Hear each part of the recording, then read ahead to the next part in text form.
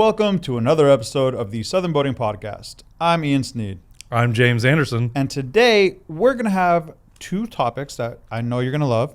One of them is about preparing your galley, and another one is about yacht chartering to make sure that you have everything prepared for that as well. So this is literally about enjoying your pleasure boating experience. Right? Absolutely. Now, with that said, please remember, subscribe to the channel. And if you'd like to get our newsletter, reminding you of every new episode that comes out on Saturday, then click on the first link in our description and you can sign up for the free newsletter and you'll get those notifications. Now, with that. Plus a lot of content. Plus a lot of content, yes. And it's all boating related, never spam. And we don't sell information. So with that, let's kick off this episode. Yeah. So being a Johnson & Wales graduate and being somebody that really enjoys cooking, I really enjoyed this article. So we're going to kick it off with the DIY galley tips. And I thought that this was very useful. You know, me on the other end of the spectrum, right, where if I'm cooking for other people, I get anxiety. I found this article very useful too. I was going to say, for somebody like yourself. Yeah, like this article was great. I think that it was good from the novice all the way up to the experienced, because there was a lot of tips in here that I thought were great tips for those that would be experienced in going out shopping too. Right? Because being at home in your kitchen is one thing, and that's one element. But then being out on the water and being in a galley where space is highly restrictive is a whole nother element. And I imagine with your experience, you can tell me if I'm wrong or not. When let's say if you're cooking a specific cuisine, right, you know that there's certain pieces of equipment that you need specifically for that cuisine. At the same time, you also know that each kitchen is going to be different. So however much space you have in each kitchen, you might have to work with a different piece of equipment than what you actually need. So there's this like mix and match element. You're going to have to compromise a lot of times, right? And to me is when we get further into this, I'll go over some of the things that this brought to mind for me as somebody that likes to cook and that's trained to cook. There was just a lot that I all of a sudden start to recoup about all the planning that I do and a lot of things that I think about that normal people probably don't and that I take for granted many times because it is just so entrenched in my mind already that, okay, this is the process, this is what you need, this is what you do, this is, right. And I think a lot of people don't understand all of the things that I automatically go through when I'm checking down through a lot of these things. Yeah, no, as you were saying that, I can see you, knowing the way you work, I could see you working through that mentally. And in my head, I'm like, I would be sitting there just like twiddling my thumbs like, so what's next, James? What are we doing now? Do you need anything? I could go to the cooler. Like that's the extent of no, but let's jump into it because there were some really good tips, right? And the first thing that she starts talking about is tools of the trade. Tools of the trade. So anybody that cooks in the kitchen and that's experienced in the kitchen, they have specific tools that they like to use, right? And unfortunately, in a galley style kitchen where you're cramped on space, many of these tools are not really designed for these areas, like your KitchenAid mixers and large equipment, multitudes of different kinds of knives and stuff like that. You don't have places to store these big serving dishes, certain styles of pots, pans, all that stuff. Well, like she mentions, you don't have that access. She mentions, for example, in the article, a cheese grater, right? And in my head, you get that three-dimensional four quad. box. Yeah, and there's 4 different ways to grate your cheese, and then here she says, get a flat one. Yeah, get a flat one. And I was like, I didn't know they made flat ones. Well, there you go. Yes, they do. And they even make, look, one of the other examples is a flat whisk, right? And yes, they make flat whisks. Right, which is also something I didn't know was a thing. So absolutely, there was great tips just in talking about the tools of the trade. Absolutely. So she talks about these tools of the trade in this article because they are much easier to store and take up a lot less space, right? The other thing is that I would recommend that I didn't see in here is many times, in the home we have several different choices of knives that we want to use. But you may have that favorite knife, right? And that knife might be used across multiple different things that you want to do. So for me, it's like a 6 or 7 inch chef knife, right? And that's my favorite go-to. And I can live with just that knife and get rid of my large carving blades, my bigger chef's knives, different things, boning blades, all of these different things. I can get rid of that and pare down to really just that one knife and then maybe a paring knife. Yeah, so when you're taking space into consideration, whether you're buying utensils, whether it's stuff that you're going to cook with or prepare with, like all of that plays a role of, okay, if this is my favorite, how many uses does it, support? And then what else would I need to fill in the gaps? Right. Right. So you kind of start with something that you use all the time, and then how useful is that, and how broad can you be with that, and then fill in the gaps behind that, right? Because you'll have less gaps. The other thing that I thought was very useful that she mentions in the article is the fact of she carried around a sheet that had her cabinet dimensions. Right. This is really, really smart because everybody wants to have nice flatware, nice serving plates, and all these different things. Well, guess what? They're not always going to fit in your galley kitchen. Right? So you need to know those. So then when you're going out shopping, she has that in her little mini tape measure, and she can actually then measure these things to see if they fit. I thought that was really smart. That was extremely smart. Because a lot of times, I've got stuff at home that doesn't fit in my home cabinets. Right. And I'm like, well, oops. Yeah, I've had that problem too. But it's at home, so I find another home for it. But when you're aboard, what are you going to do? You're not really finding another home for it either, right? No. So I thought that was very, very interesting. So then a few other tips when she starts going to like the cooling and refrigeration. She mentions obviously like an ice chest, but also insulated bags, right? Right. So, instantly she talked about using large blocks of ice because they're more efficient than small cubes of ice. Right? And using that as more like a chilling or a refrigerator style than a freezer, which is smart, right? And you also gain more space back in your cooler by doing such. Right. Also. But one of the things that I thought about this was it brought me to mind that, well, we have these big blocks that we freeze and they melt slower than ice, right? You see them in the blue things all the time. They're like rectangulars. They come in all different shapes, sizes, whatever you want, right? Yeah. I think when I got my last Yeti, they came with a couple of them, like 2 of them, right?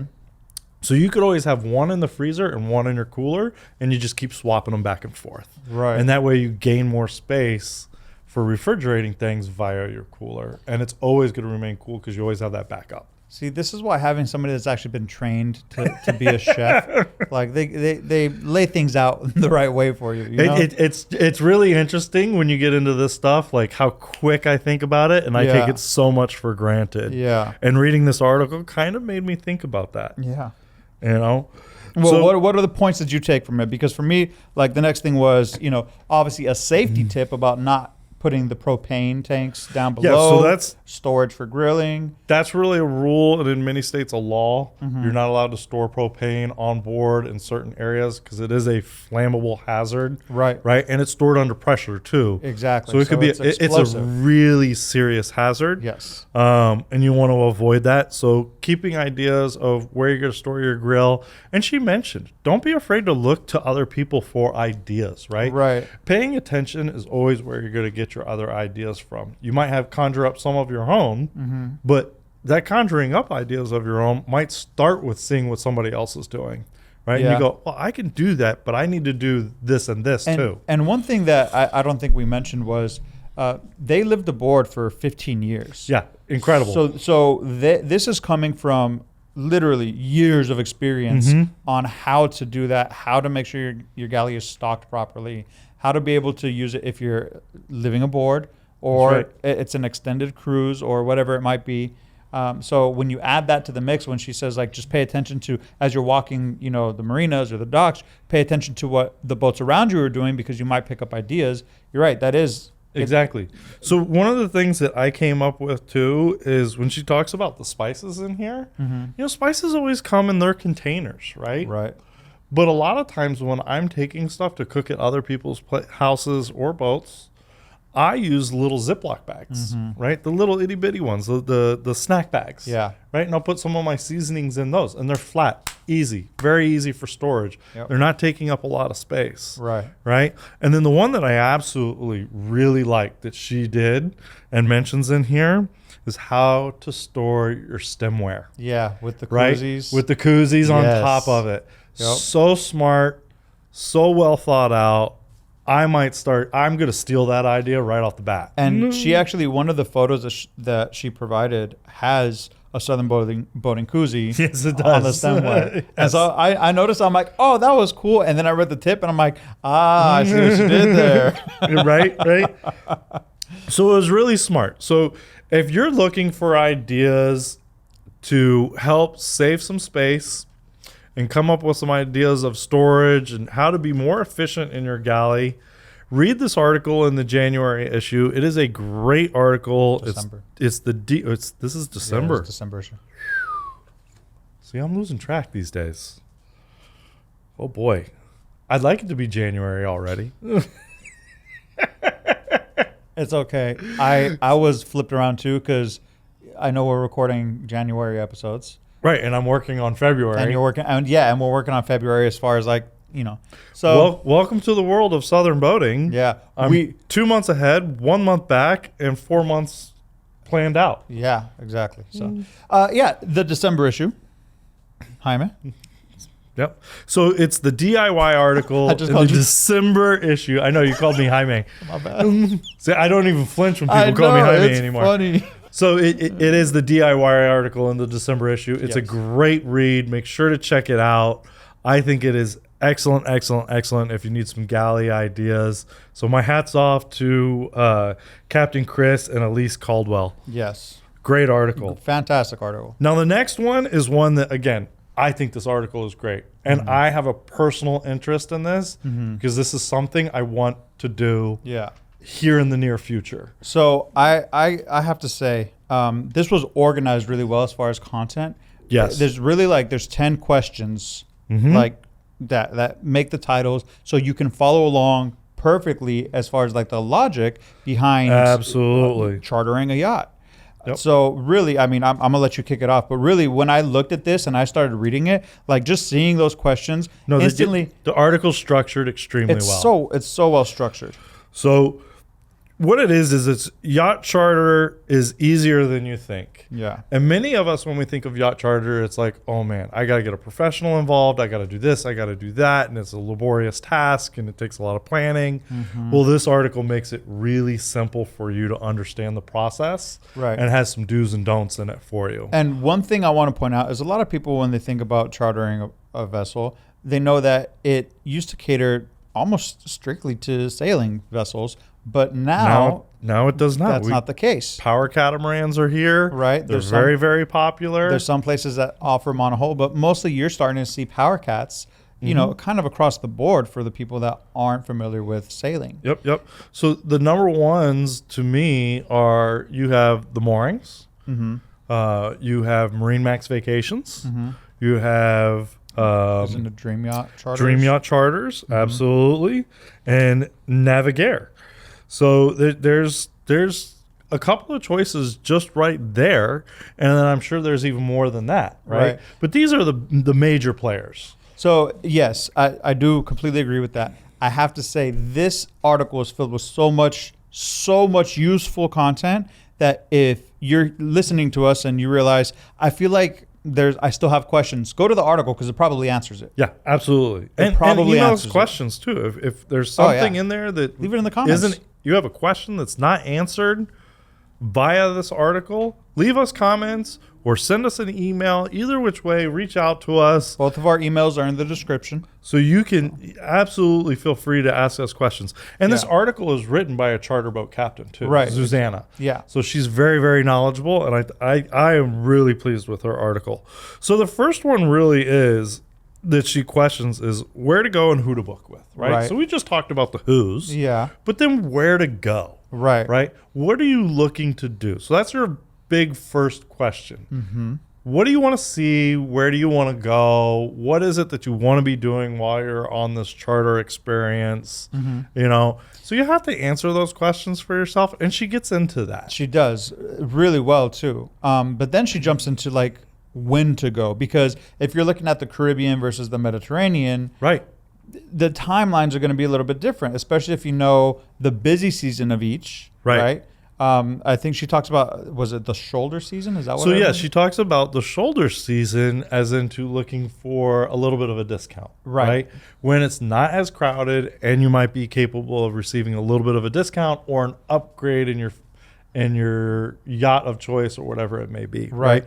And also, since the South Pacific is a place that people like to go charter, I mean, we just talked about Tahiti. Yeah, we did. So since the South Pacific is a place, you know, she mentions, you know, good times to go charter there as well. Yep. So really, it's not just that, but also availability on the vessels during the times. Right. Because Right? if you're chartering during the peaks, you have to really book this out much further in advance, as Yes. opposed to if you're looking for a deal, well, you might not have to book that far in advance. So I was talking about, like, you could charter it for, you know, 7 days, 10 days, 14 days. The longer ones tend to be on the slower seasons, slower Right. part of the season, and then the shorter ones tend to be.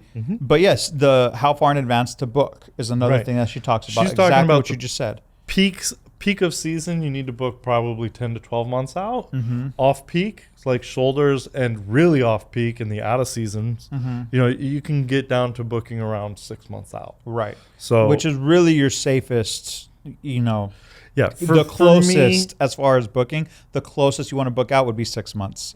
At least from what I was reading and understanding, you could get away with some last minute stuff 3 months out, but right. don't bet on it. Most of these charters that she's talking about, we are talking about with the moorings and Marine Max Vacations, bare boat chartering, right? Right. And she explains what that is. Yes. So, and what it takes to do such a thing. Right. Now, surprisingly, in the Caribbean, there's not many requirements, right? Right. They want you to take a That was- course, yep. be familiar with the vessel, have some level of experience, and off you go. Right. Mediterranean and over in Europe, they want a little bit more experience. They want you to take a course. Yeah. And- So when you're booking that, you need to figure out or ask the company, what Yeah. certifications do I need to have? what is required. Exactly. Right. What is required? Because some of them require certifications. That's correct. So specifically the Mediterranean. Does, Yes, that exactly. we talk about, right? You know, the other parts are what to expect from the charter company. What can you ask them? What can't you ask them for? What can they provide you? What aren't they going to provide you with? Right. So one of the things is that many of these will provide provisioning for you, right? And give you a menu of things that you can choose to provision the boat with ahead of time.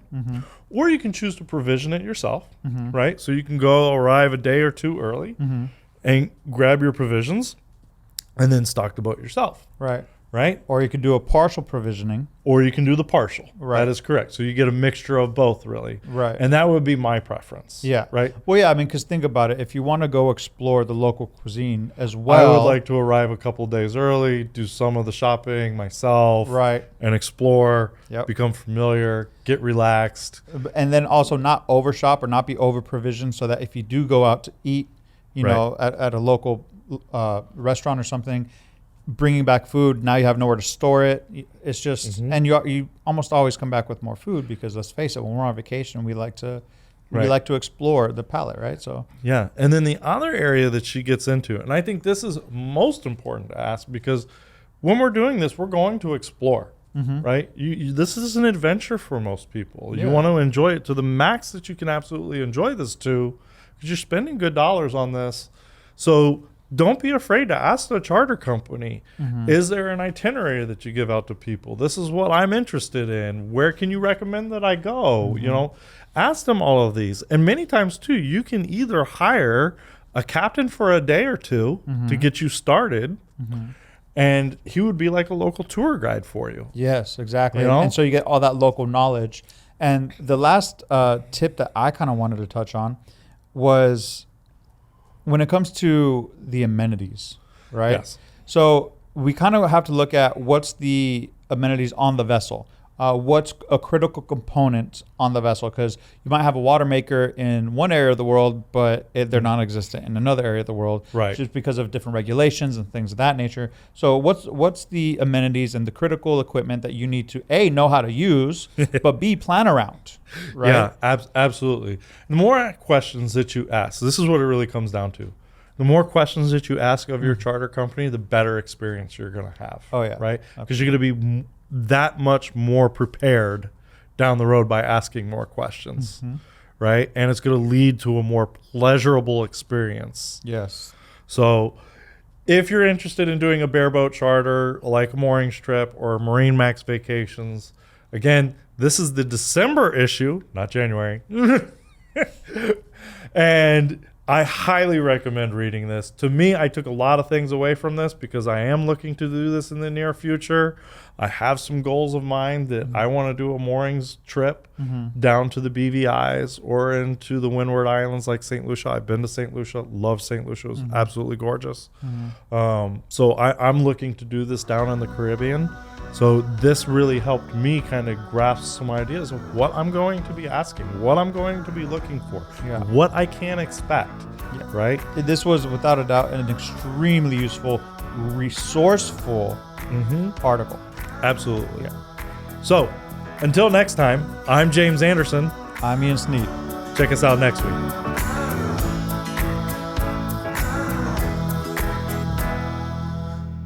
You need to get out of here. We don't like your kind around here. No. Nobody says that to me. To gingers? Yeah, I've never had anybody say that to me.